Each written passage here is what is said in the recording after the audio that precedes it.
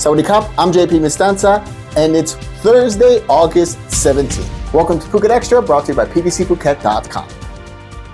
The Constitutional Court officially rejected a petition that would question the constitutionality of Parliament's decision to reject the renomination of Move Forward leader Pita with the House Speaker now setting August 22nd as the date for the next round of parliamentary voting to select the new Prime Minister of Thailand. The inquiry committee was tasked with determining whether Pita's holding of 42,000 shares in defunct media firm ITV breached Section 151 of the Organic Law on the election of MPs, as the shares were held while Pita was running in the May 14th general election. In proposing that the Election Commission drop the petition, the committee reasoned that taking legal action in accordance with Section 151 would result in a criminal case proceeding that required clear witnesses and evidence. However, the committee did not find that ITV was operating a business, nor was it generating income from any media operation.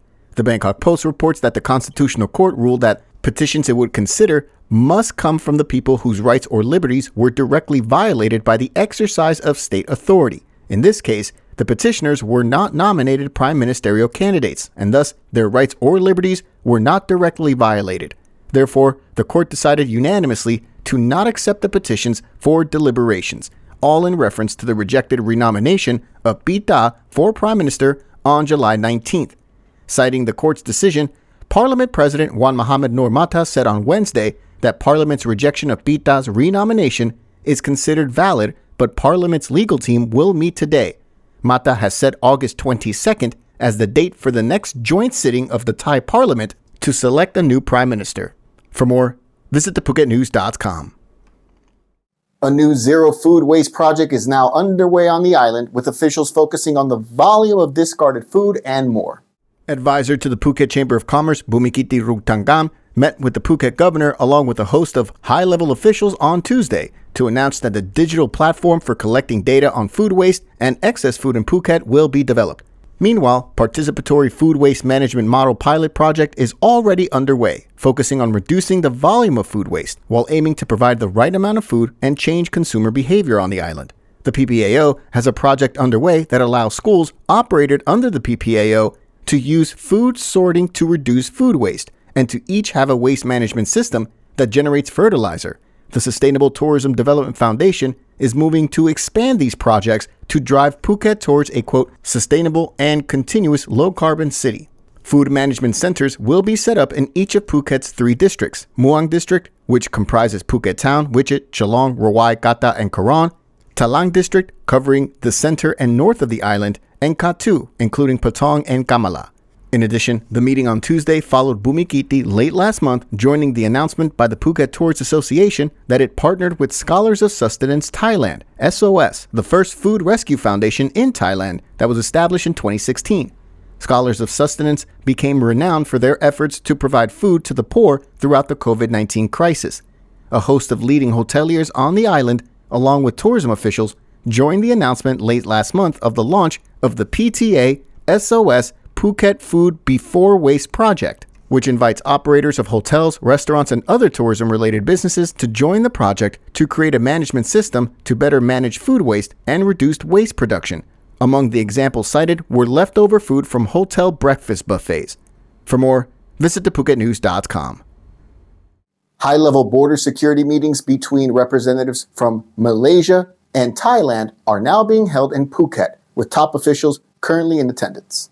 The bilateral 113th Thai-Malaysia Regional Border Committee, held at the Patong Resort Hotel, began on Tuesday and concluded the day after. It's a bilateral conference that takes place twice a year to strengthen relations and promote cooperation and close coordination to maintain peace and stability along the Thai-Malaysian border. 6 working groups met during the conference, all having reviewed projects underway, including operational activities across the border, training and cooperation in border management, and disaster management, including economic and social activities. However, no specific details or outcomes of the meeting have been reported so far. For more, visit thephuket.news.com.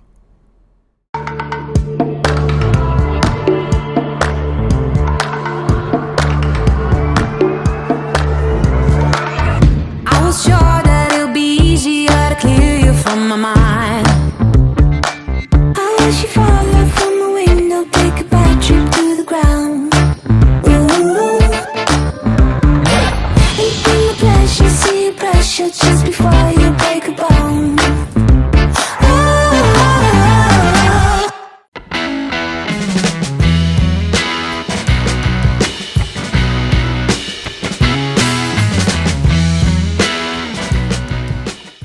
The possibility of animal sacrifices to a new gargoyle-like sculpture at the Huai Quang Shrine in Bangkok has prompted the Watchdog Thailand Foundation to warn that prosecution would be forthcoming to anyone guilty of the act.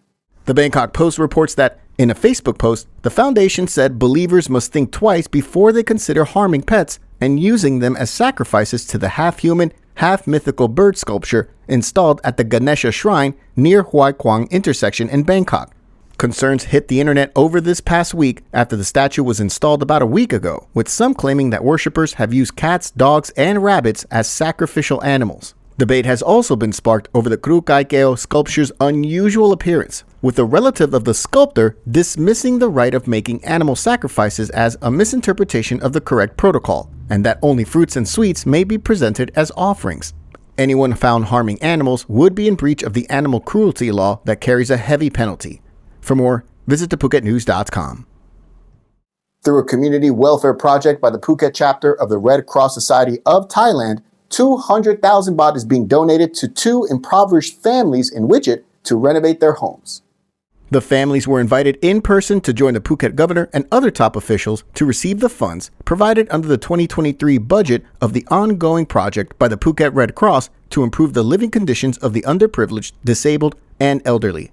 200,000 baht is being provided per house. One of the recipients is a 55-year-old Thai national who suffers from cerebral palsy, lives alone without income, but receives care from siblings. The other recipient is also 55 years old and also a Thai national, who is the head of a family of 19, which includes 2 special needs children, and they're living in poverty at their current home. In addition to the funds, the delegation also provided a variety of household goods and non-perishable items. For more, visit thephuket.news.com. Thank you again so much for joining us today on this edition of Phuket Extra, brought to you by pvcphuket.com. Throw us a like down there and also subscribe. We'll see you again tomorrow. Until then, stay classy, Phuket. Phuket's rapid modernization has made it one of the world's premier holiday destinations. Investors can still buy quality condominiums for as low as $75,000 and luxury properties can go all the way up to 20 million.